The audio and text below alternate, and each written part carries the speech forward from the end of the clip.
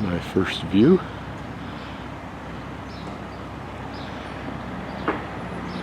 Everything nicely repainted. Standing in front of the old church, blocked in part by modern buildings that would not dare have obstructed this in the day of the church. I'll do a 360 going from left to right with my reflections. Certainly these look like new buildings flanked by the elderly. The impression one gets here is that it's squeaky clean, newly restored, as though in preparation for a movie set, or to be used as a movie set. Here perhaps an old commercial building, or not.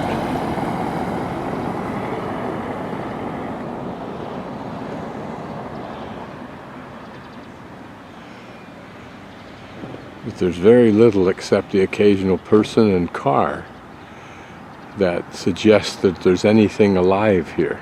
Guess is that the pragmatics of maintaining old towns like this is to convert them into modern uses, such as electronics or tech. This building has all the appearances of being absolutely modern, but making a strong attempt to, in a vague way, fit into the architecture of the past. I gave an exploration of the church until I've done my walkabout in the hopes that it provides some salvation to the curious tourists.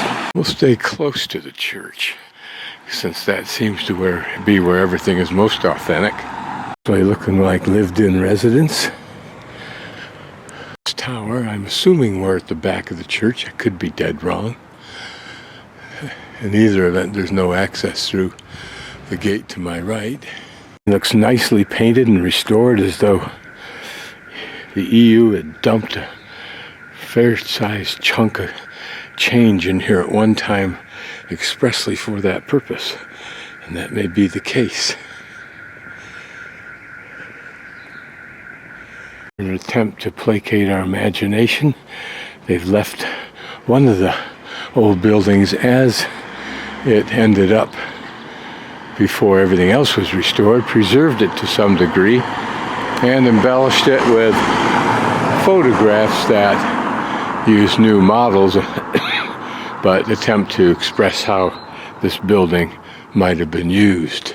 It reminds me of the giant mural, I think in Lucerne, that I saw last year, that attempted to do the same in a far more detailed and extravagant manner. Street, nondescript, but old and authentic, and in here a cafe all but hidden except for a very nominal sign at the front and a gaze through the windows. Another cafe up there. We'll explore this in a few minutes. Again, the sense that it's just waiting for the film crews to show up. I'm the star of the show and I didn't even know it.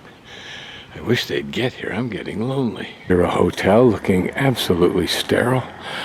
One of the few, if not the only, unique building so far, with that trim embellishment in brick. One of the few, if not the only, unique building so far, with that trim embellishment in brick. This just looks like an abandoned repository for old cement. Devices probably used as barricades, and an old building, piles of rocks. Do you see curtains that suggest people living in these places? This in the day might have been a secondary square, just from the looks of the stone pavement and the wide space of it. We'll go over and look at that triangular device. These might have been some of the civic buildings. I have no idea what this is, except it looks like that symbol on the dollar bill of an eye in a triangle. What the rocks stand for, I don't know. That looks just like a symbol of the Star of David. Again, I don't know. Some older buildings with a little bit of novelty in their design. And then if these are old, they're completely modernized in their restoration. Because of these cute little footprints, I'd suggest this is a school, or is now. A former great synagogue.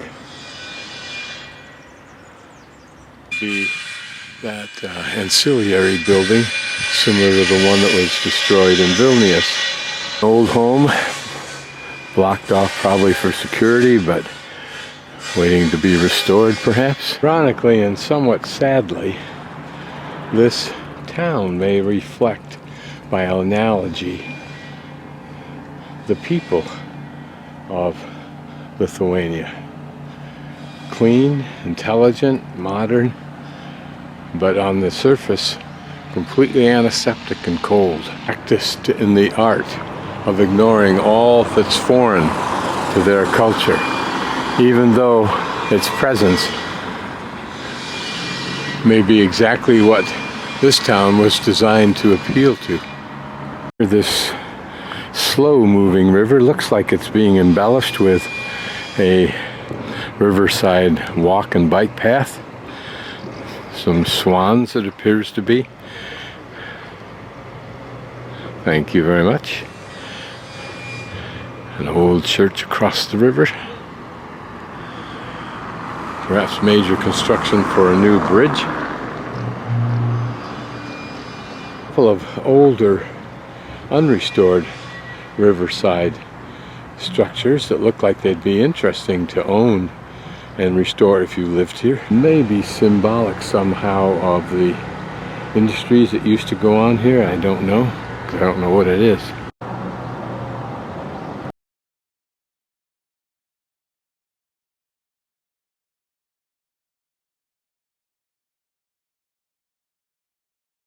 And my guess is they're sinking pylons for a bridge.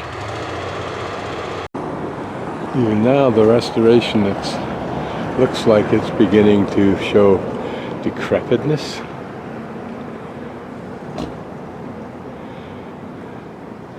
And now we'll go see if we can get inside the cathedral.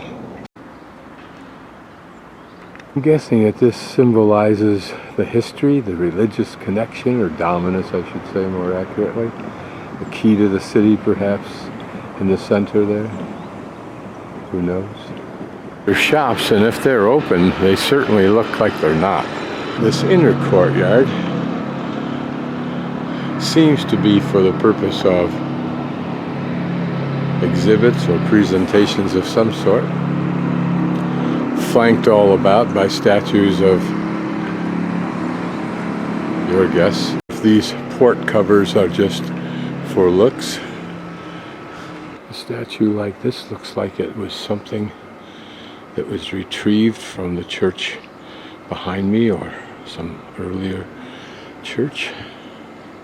Look at the stern visage.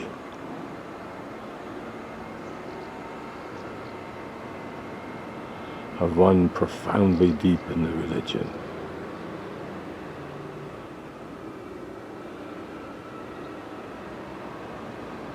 Interesting, because it almost reminds me of something oriental. I don't know why. Perhaps what look like flute instruments. I'm guessing this statue reflects exuberance of some sort. Adult and child. Father and son.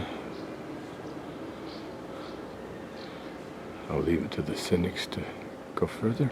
Having much allusion to the Greeks' muscular, tormented statues, particularly the one that's wrapped in snakes, can't remember its name. It's always amazing to me that an artist can get such a subtle look in stone. Seems so difficult to work. Oh, the church is closed off. This is not an entrance at the back. Here, another pretty little, I would call it a square. I don't know what else to call it.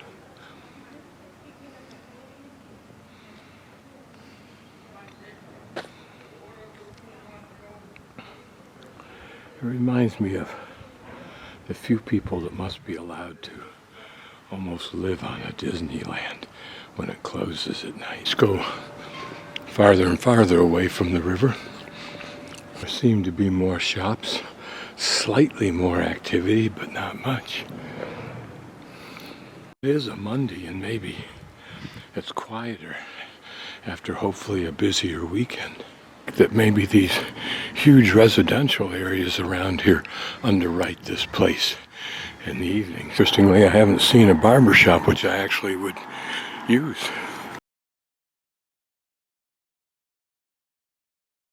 My little goal now is to just cut through the back streets of town, avoiding the main streets, to get myself back to the bus station. In hopes I'll see something new and novel. More older buildings. Older brick building. A park. Here in the midst of these cluster of Soviet-style apartment houses, I'm looking at some new infrastructure. But it's also interesting to see how people, even living in places that are as ugly as this, have figured out ways to embellish the outside and make it prettier than it otherwise might be. And probably on the inside, it's as nice as they can make it. And here, of course, evidence that children really don't care.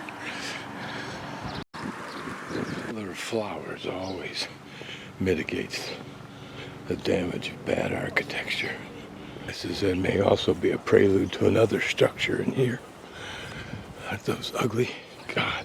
I wonder if those pipes could simply have transported hot air as a way of heating these buildings. That was something I saw the Soviets do in St. Petersburg, as insane as it would seem. But it wasn't hot air. They pumped hot water filled with water, providing temporary water resource for those buildings. See how those pipes there have been crinked up by something hitting them once in a while. Curious to see if that pipe snaked onward, and it does. I'm guessing that it goes to a freshwater plant. See, this was no slouch of a project, whatever it was for.